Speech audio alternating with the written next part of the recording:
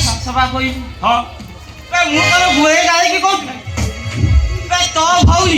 तो भौनी जा करछि से कथा कहबा की लाज लागे कौन करछि से बे देख बे बे साला आकाश रा मुंड ऊपर खसी पइला नहीं बे ना पृथ्वीटा तो तोरे फाटी पइना बे साला आम गा आम कथा को जमुना नहीं बे साला कदम बन को कदम मोर बे साला जाति पुत्र जणा नथिबा से जार जटा सहित तो भौरी प्रतिज्ञा जो कुकर्म करूछि साला आखि रे देखियो चुप कर मो सबरे कथा उठा आमे गरीब होई परिबो सत हमर कोन मास सम्मान किछ नहीं हे चुप कर कहूची पेशवा चूरी ऊपर पूरी सीना छे पे जदी मु मिछा कहूची गां वाला को पचार समस्त आखि रे देखि छथि तो पुलिस आंगो पठाले की कर्म करी चिनिची ए गां लोक को मो हाड़ा हाड़ चिनिची एमाने सज माछरे पुक पकाई देबे सज माछरे पुक देबे ओ जगबंधु बाबू जा कहिलो सही गां वाला को जा कहिलो सही जदी तुम भौनी की तुम आकट न करो कहि दे जाउची गला बेले मोर तो भयंकर कहि हेबेनी आ लोक को मिठाई की तुम घर रो निया पानी की बाछंद करी निज भौनी की आकट करो आकट न करे मोर तो खराब कहि हेबेनी मने रखि दिबो मो ना हरि वाला कभी हरि वाला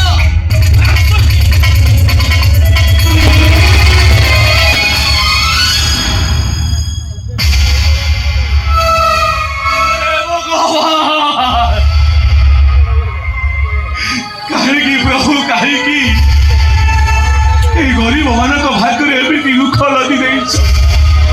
कहीं प्रभु कहीं गरीब घर में झील जन्म हटा कौन पाप हे प्रभु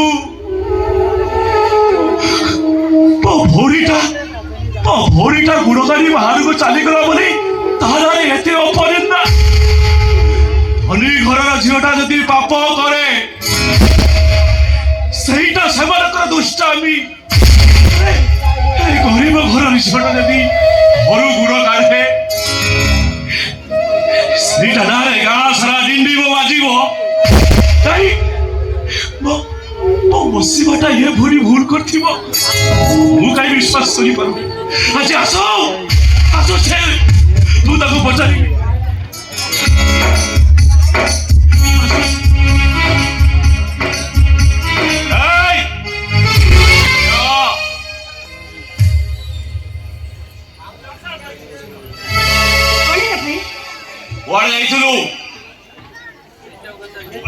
पचारुछि वड़ा जाइथिलु तू आउ से दार तो काना से तो तोर की संपर्क हां शिवा कह ओकरा तो पचारुछि अरे वो प्रश्न उत्तर दे ए मान पढौछु ओ प्रश्न उत्तर दे से दार तो काना से तो तोर की संपर्क ए असीमा कह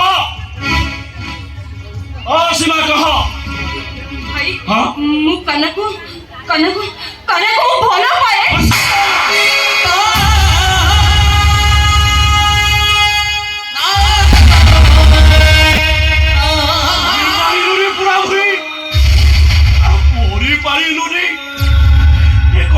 भाई आगे तो कहूछु हेलो ये पूरा ये कथाटा कहबा को तो जीवना टिके अटकी गलानी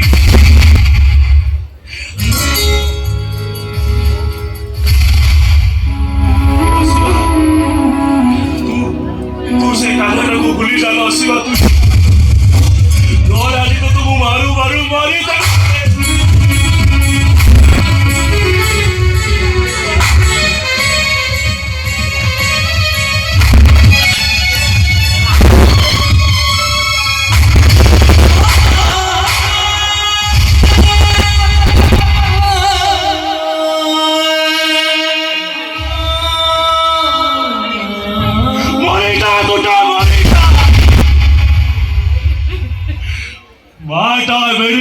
तम भाई भौणीटा को जन्म कर सारा पर बड़ी बापार स्नेह मार ममता नहीं तम भाई भौणी निजे न खाई न पी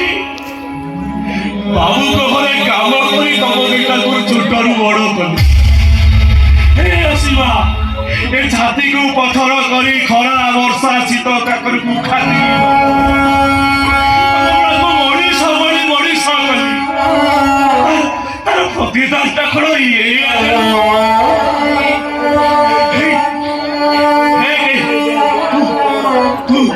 ତୁ ସେ ଯାର ଅକାଜାଟକୁ ଭୁଲି ଯା ଆସିବା ତୁ ସେ ଯାର ଅକାଜାଟକୁ ଭୁଲି ଯା ए भाई କହିଲୁ ମୁଁ ମୋ କାନାକୁ ଭୁଲିଛି ଆରେ କେଦାର କଣ ଗୌରୀକୁ ଭୁଲି ଯାଇଥିଲା କେଦାର କଣ ମଧୁକୁ ଭୁଲି ଯାଇଥିଲା ଏ ଚନ୍ଦ୍ର କଣ କଳିକୁ ଭୁଲି ଯାଇଥିଲା ଏ ସୂର୍ଯ୍ୟ କଣ ପଦ୍ମକୁ ଭୁଲି ଯାଇଥିଲା ଏ ସବୁ ଯଦି ସତ ତାହେଲେ ମୁଁ ମୋ କାନାକୁ ଭୁଲିବି କେମିତି ନାଇଁ ଭାଇ ମୁଁ କାନାକୁ ଭୁଲି ପାରିବିନି ମୁଁ ମୋ କାନାକୁ ହିଁ ବାହାହେବି ମୁଁ ମୋ କାନାକୁ ହିଁ ବାହାହେବି ଏ ଶୁଣ ପୁରାଣ ଇତିହାସ କଥା କହିବା ମୋତେ ଦରକାର ନାହିଁ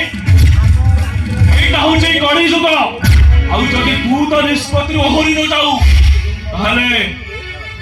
ତୋ ଭାଇର ମଲା ମୁହଁ ଦେଖି